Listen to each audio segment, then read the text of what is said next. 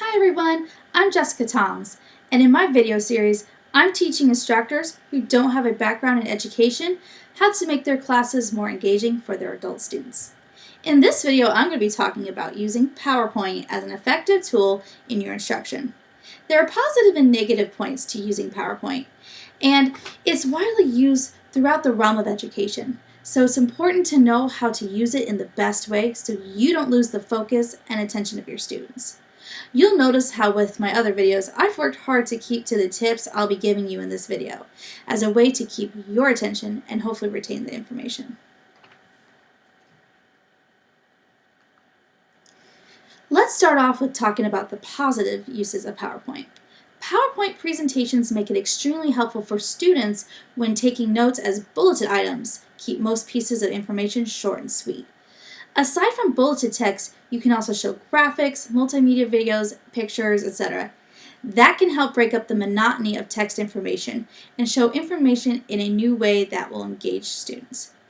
Animated presentations can increase students' analysis capabilities, which can promote more focus on material and information. Okay, now on to the negatives about using PowerPoint. Some instructors tend to rely on PowerPoint presentations as a crutch and don't allow themselves to be open to other instructional opportunities that will benefit their students. Some instructors also tend to just read straight through a presentation instead of putting short bulleted information. If you're just going to read straight through your presentation, you may as well just hand them the printed outline and not waste time sitting in class.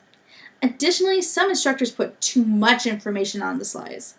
It can end up making the font really small and hard to read, as well as cause confusion among your students. Lastly, without incorporating some kind of discussion of the topics, only teaching from a PowerPoint makes students unable to be critical thinkers. Again, this goes back to applying active learning concepts and trying to engage students so the possibility of retaining the information long-term is higher.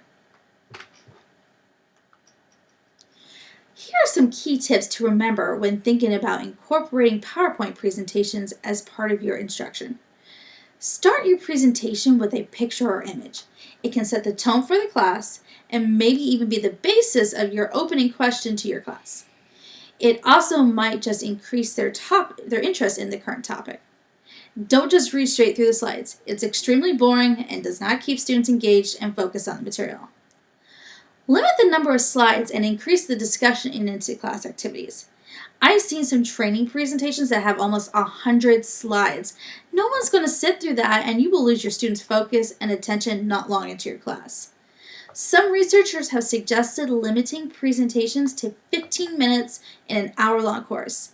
But if it has to be longer, no more than 30 slides for 45 minutes and leave the last 15 minutes for discussion. Allow students time to read the slides because when they're reading, they're not listening to you.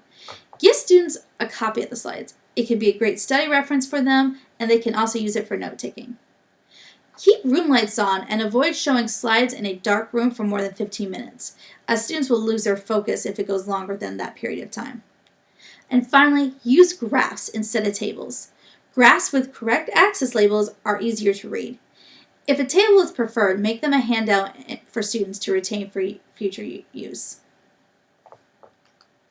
I hope these tips and points of information will allow you to use PowerPoint in an effective and constructive way as part of your instruction.